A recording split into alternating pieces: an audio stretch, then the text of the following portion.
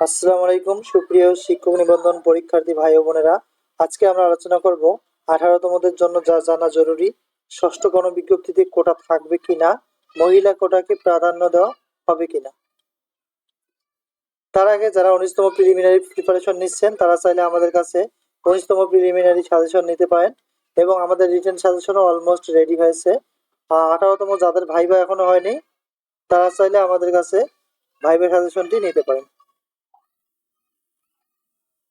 আমরা যদি লক্ষ্য করি, গত যতগুলো নিবন্ধন পরীক্ষা হয়েছে এবং যতগুলো গণবিজ্ঞপ্তি হয়েছে এর মধ্যে আমরা জানতে পারছি যে প্রত্যেক গণবিজ্ঞপ্তিতে কিন্তু নারী কোটার প্রাধান্য দেওয়া হয়েছে। এছাড়া অন্য কোনো কোটা নিবন্ধন পরীক্ষায় তেমন প্রভাব ফেলতে পারে না। অনেকে জানতে চেয়েছেন, যেহেতু কোটা সংস্কার এবার হয়েছে, নিবন্ধন পরীক্ষার মধ্যে নারী কোটা সংস্কার হবে কিনা। এ ধরনের প্রশ্নের উত্তর আমরা যতটুকু জানতে পেরেছি যে এনটিআরসি এর একজন কর্মকর্তা বলেছেন যে নারী কোটাকে অবশ্যই প্রাধান্য দেওয়া হবে ষষ্ঠ গণবিজ্ঞপ্তিতে। তাই আমরা বলতে পারি যে ষষ্ঠ গণবিজ্ঞপ্তিতে নারী কোটার অবশ্যই প্রাধান্য থাকবে, যা আগেই ছিল এখনো থাকবে, যা এতদিন থেকে চলে আসতেছে। এটা আসলে সহজে বাদ দেয়া সম্ভব হবে না বলে জানা গেছে।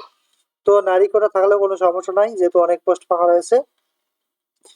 18তম ভাইভাতে যারা পাস করতে পারবে তাদের ইনশাআল্লাহ নিশ্চিত জব হবে। যারা আমাদের ভিডিওগুলো নতুন দেখতেছেন তারা অবশ্যই আমাদের চ্যানেলটি সাবস্ক্রাইব করবেন পরবর্তী ভিডিওগুলো দেখানোর জন্য। Thank you for watching.